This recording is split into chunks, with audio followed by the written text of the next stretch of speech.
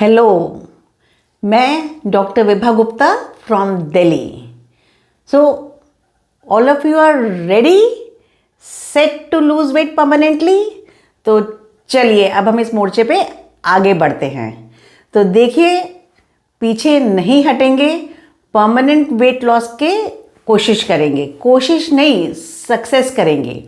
तो इसके लिए हमको सबसे पहले ये समझना है कि ये हमारा वेट गेन हुआ क्यों। तो देखिए, अगर हम बहुत पुराने ज़माने में जाते हैं 1970s में अप्रॉक्सीमेटली, तो उस टाइम में कोई ओबेसिटी का, मोटापे का कोई टॉपिक ही नहीं था।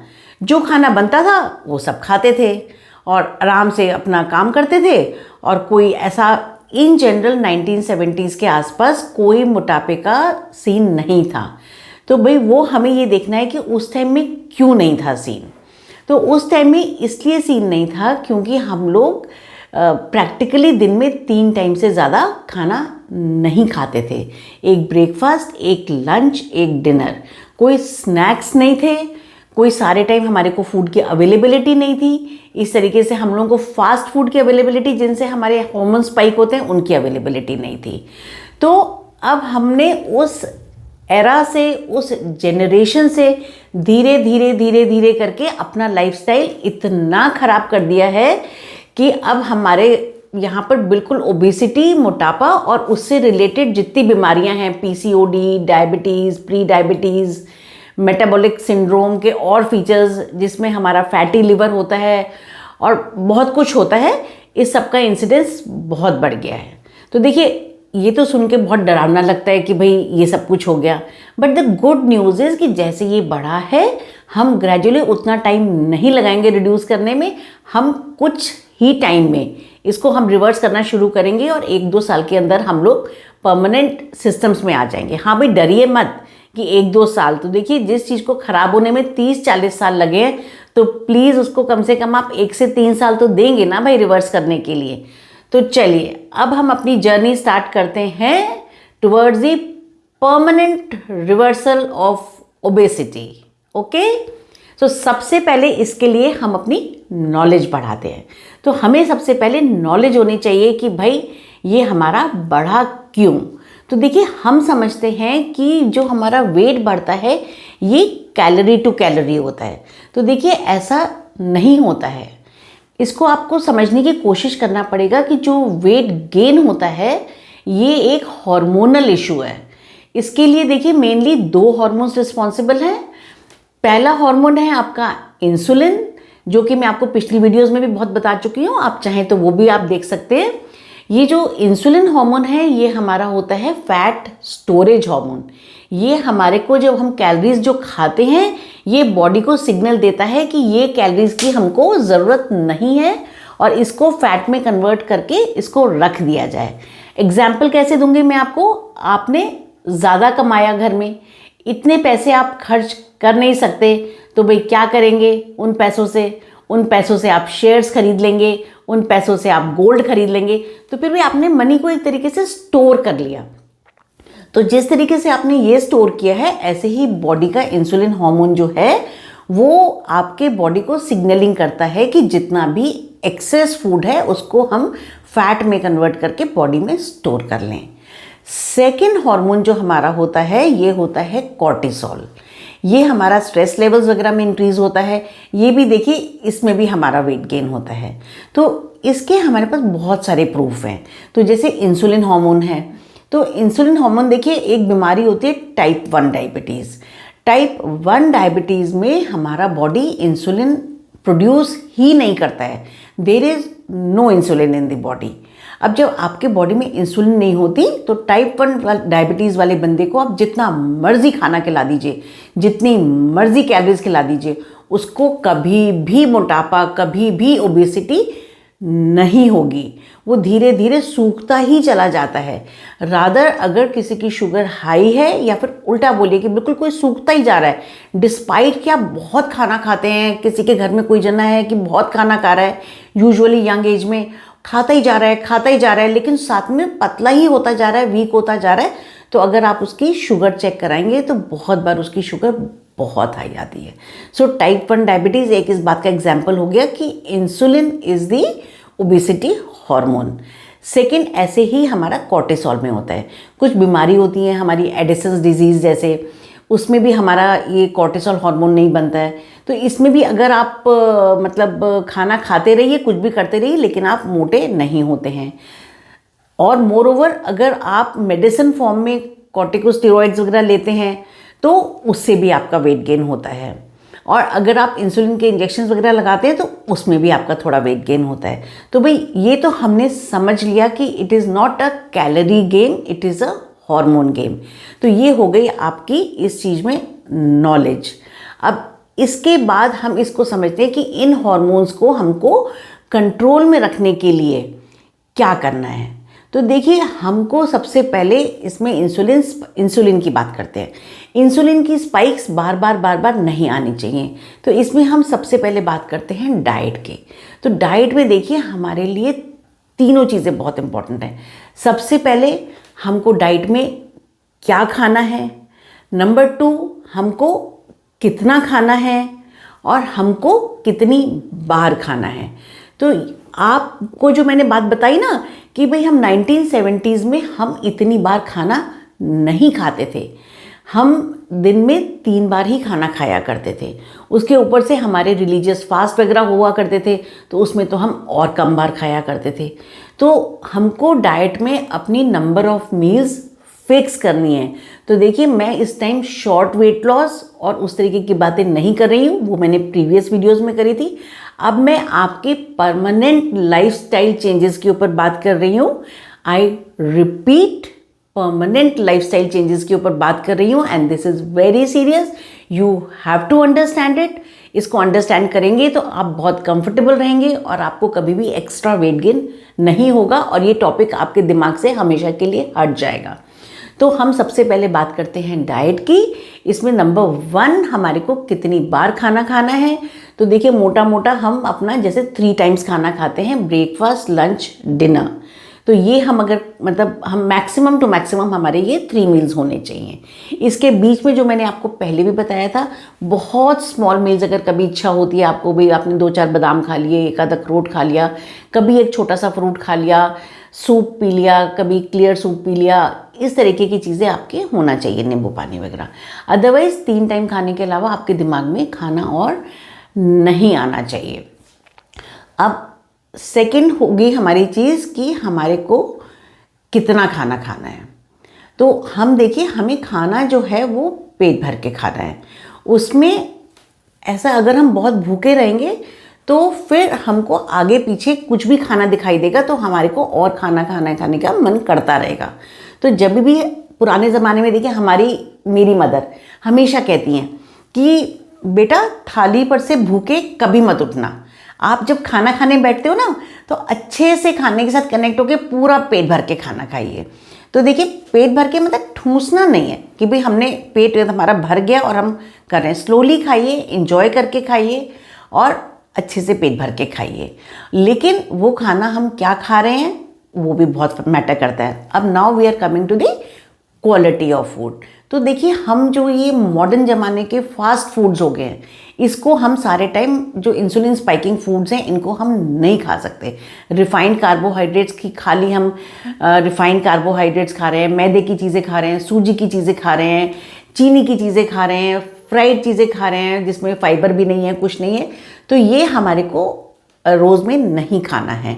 Once in a while it is allowed, but regular में नहीं खाना है। तो देखिए, 1970s की बात आप करिए तो देखिए, खाते थे ना हम लोग, पूरी कचौरी ये सब कुछ खाते थे, but it used to be an occasion कि हम दिवाली पे खा रहे हैं, दशहरे पे खा रहे हैं, ईद पे खा रहे हैं, किसी का कोई भी चालिया फेस्टिवल्स है, कोई भी चीज़ है उसमें खाते हैं। सारे टाइम हम लोग ये फास्ट फूड नहीं खाते थे। तो उस तरीके से हमारा ओकेजनल ईटिंग होनी चाहिए ये फास्ट फूड की। बाकी टाइम में हमारा बेसिक जो है, जो खाना है वो हाई फाइबर कंटेंट वाला होना चाहिए, कॉम्प्लेक्स कार्बोहाइड्रेट वाला होना चाहिए, हाई प्रोटीन वाला होना चाहिए, और हाई क्वालिटी का एक मीडियम अमाउंट ऑफ फैट होना चाहिए। और ये प्रोपोर्शन जो हम अगर मेंटेन करते हैं, हाई फाइबर मतलब कि सैलेड्स एंड वेजिटेबल्स, और नेक्स्ट हम दाल वगैरह लेते हैं, और अगर आप पनीर लेते हैं, नॉनवेज में आप एग्स एंड चिकन वगैरह लेते हैं, नेक्स्ट पोर्शन वो है, और स्मॉल अमाउंट्स ऑफ हमको इसके साथ में रोटी, चावल, मिलेट्स वगैरह कंबाइन करने होते हैं। तो आप जिस भी टाइप का फूड खाते हैं, south Indian, north Indian, Chinese, उसमें आपको यही वाला खाना फिट करना है। तो ये आपने बेसिक समझ लिया। अगर इसको हम समराइज़ करेंगे तो नंबर 1, हमको सिर्फ दिन में 3 बार से ज़्यादा खाना नहीं खाना है। हमारे खाने की क्वालिटी मैंने आपको बता ही दी है कि आपको क्या खानी है, और बीच बीच में हमको खाना नहीं खाना है। तो ये तो हो गया देखिए हमारे खाने के बारे में। अब सेकेंड हार्मोन जो है हमारा cortisol, that is the stress hormone. तो इट इज़ वेरी इंपॉर्टेंट कि हमको स्ट्रेस नहीं होना चाहिए और हमारी स्लीप एडिक्वेट होनी चाहिए। देखिए मैं बार बार हर वीडियो में ये बोलती हूँ कि इसको हल्के में मत लीजिए। तो देखिए ये तो हमने समझ लिया कि भाई हमारी नॉलेज बढ़ गई कि हम क्यों हमारे ओबेसिटी आई है last you can say around 50 years में। ग्रेजुअली क्यों ऐसे ऐसे धीरे धीरे करते करते ओबेसिटी का ग्राफ ऐसे बढ़ गया है। तो अब हमको ये समझना है कि भाई आखिर ऐसा हुआ क्यों। मतलब पहले हमारे सिस्टम्स जो थे बहुत सिंपल थे, अब इतना कॉम्प्लिकेटेड कि अब सबकी भाई ओबेसिटी जो है ना वो एफर्टलेसली बढ़ रही है। मतलब आप अकेले नहीं हैं इस चीज़ में। तो देखिए जिसको देखिए आसपास आई थिंक सभी को ये प्रॉब्लम है। तो इसलिए स्ट्रेस मत लीजिए, आप अकेले नहीं हैं। तो अब हम समझते हैं कि ये हुआ क्यों। तो देखिए इसके होने के लिए हमको ये समझना है कि धीरे धीरे हमारी हैबिट्स ख़राब हो गई।